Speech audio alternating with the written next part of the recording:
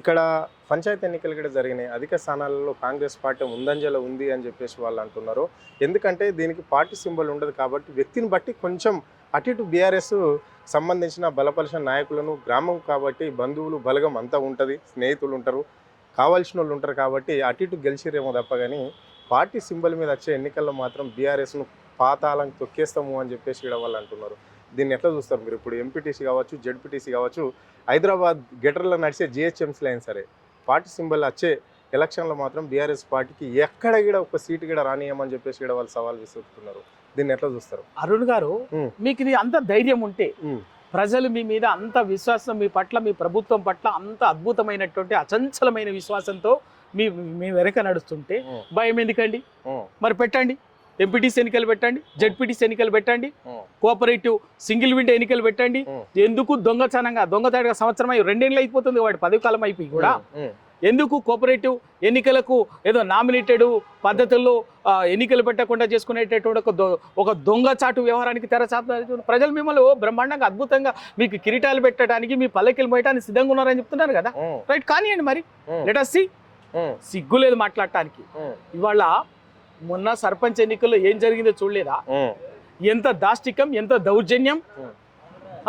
ఏకగ్రీవంగా బెదిరించి, అభ్యర్థులను బెదిరించి, రకరకాలుగా దాష్టికం చేసి, అరాచకం చేసి పోలీసులు నేరుగా ఇన్వాల్వ్ అయ్యి మీరు వద్దు పోటీ ఎందుకంటే అది కదా ఎమ్మెల్యే గారు చెప్పినట్టు ఏంటని, మంత్రి గారు చెప్పినట్టు ఏంటని పోలీసులు డైరెక్ట్గా ఇన్వాల్వ్ అయ్యి చెప్పేసి ఆ ఎన్నికల ప్రాసెస్లో చేసిండ్రు.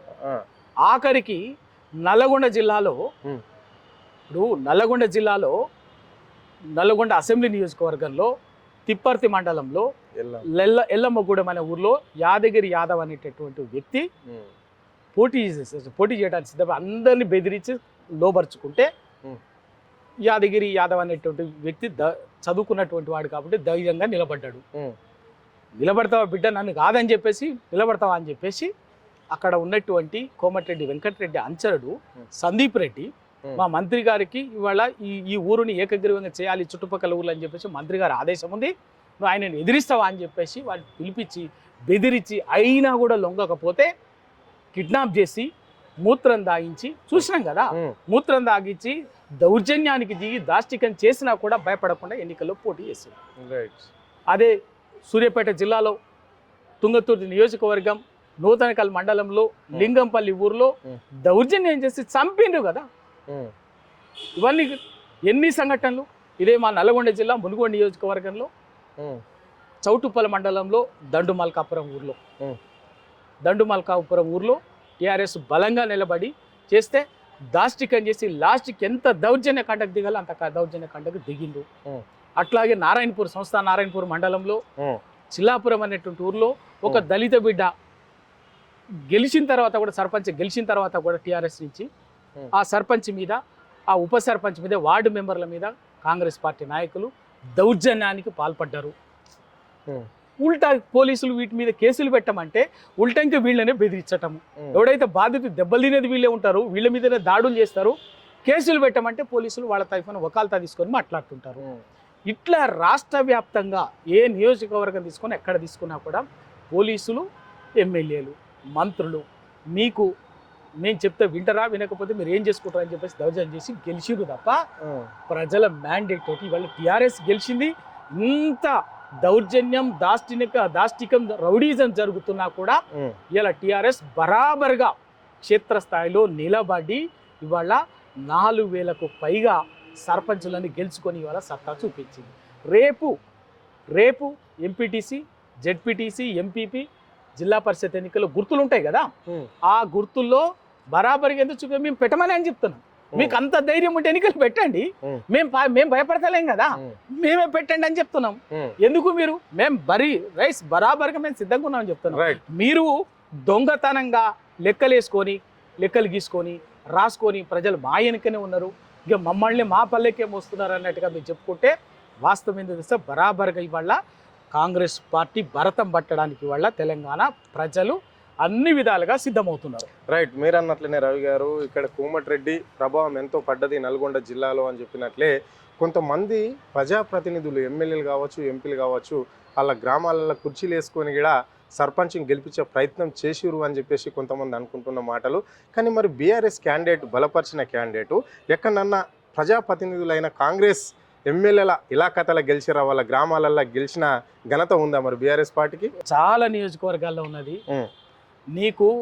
మనం చూసినాము, దాదాపు సగం మంది కాంగ్రెస్ ఎమ్మెల్యేలో సొంత ఊర్లలో ఓడిపోయిండ్రు. సగం సొంత ఊర్లలో. ఇక నేను పేర్లు ఒక్క 2 పేర్లు ఎందుకు, సగం మంది ఎమ్మెల్యేలు మంత్రుల సొంత ఊర్లలో ఓడిపోయిండ్రు. బెదిరించినా కూడా ప్రజలు ధైర్యంగా వాళ్ళని ఓడగొట్టిరు, వాళ్ళ సొంత అభ్యర్థుల్ని. ఇంకా మా అక్క, పెద్దక్క సీతక్క నియోజకవర్గం, ములుగు నియోజకవర్గంలో ఏటూరు నాగారం పెద్ద మేజర్ గ్రామ పంచాయతీ. మేజర్ గ్రామ పంచాయతీ ఉన్నటువంటి ఊర్లో అక్క మంత్రిగా 5 సార్లు ఆ ఊర్లో సర్పంచ్ ప్రచారానికి పోయింది. పోయినా కూడా గెలిపించలే టిఆర్ఎస్ పార్టీ అభ్యర్థిని. అసలు మామూలు మెజార్టీ కాదు, సర్పంచ్కి ఒక 3,000-4,000 మెజార్టీ అంటే చిన్న మెజార్టీ కాదు. 3,000 చిల్లర మెజార్టీ, దాదాపు 4,000 మెజార్టీ, అఖండ మెజార్టీ తోటి గెలిపించింది. నీకు ఇక 1, 2 పాలకులు తీసుకుందామా, ఇంకెన్ని జడ్చలు తీసుకుంటామా, ఇంకా తీసుకుంటామో, ఏది తీసుకుంటారో తీసుకోండి. ఆఖరికి ముఖ్యమంత్రి గారి సొంత ఊరు, ఆ ఊరిని, అందుకే ఆయన నయానోపాయ ఆయన సొంత ఊరిని కొండారెడ్డిపల్లి అని ఏకగ్రీవం చేసుకున్నాడు. అదొక్కటి తప్ప చుట్టూ అన్నీ కూడా కాంగ్రెస్ పార్టీని ఓడగొట్టి ప్రజలు. ఇక అంతకంటే ఇంకేం తీర్పియాలి? ఇక తొండి లెక్కలు మాట్లాడటానికి, తొండి మాటలు మాట్లాడటానికి ఏమైనా మాట్లాడతాడు.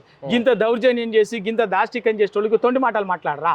వాళ్ళు చేసేదే తొండి లెక్క, వాళ్ళు ఆడేదే తొండి రాజకీయం, చేసేదే తొండి రాజకీయం. దానికి ఏం బరాబర్ ఇవాళ చెప్తానే ఉన్నాం, పెట్టండి గుర్తులు. ఇప్పుడు కాంగ్రెస్ ఇవాళ గుర్తులు లేవు కాబట్టి, బీఫాములు లేవు కాబట్టి, గెలిచిన వాళ్ళంతా మా వాళ్ళు, మా పార్టీ నుంచే గెలిచినని లెక్కలేసుకోవటం కాదు, రాసుకోవటం కాదు, అంతే కదా. రేపు ఎంపీటీ పెట్టుకుందే అందుకు, ఈ తొండి లెక్క చేస్తే అందుకే ముందు గ్రామ పంచాయతీ ఎన్నికలు పెట్టారు. ఎందుకంటే అది పార్టీ రహితంగా జరగాలి కాబట్టి, గుర్తులు ఉండవు, బీఫామ్లు ఉండవు. రైట్,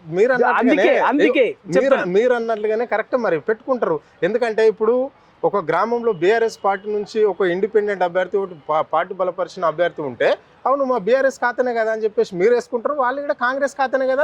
అందుకే ఏం చెప్తాను అరుణ్ గారు, అందుకే ఏం చెప్తానంటే, సరే పంచాయతీ దగ్గర అది ఉంది కదా చెప్తాను. అందుకే అయినా కూడా మేము 4,000 మీరు ఇంత తొండి లెక్కలు చేసినా కూడా 4,000 గ్రామ పంచాయతీలని గెలిచినాము.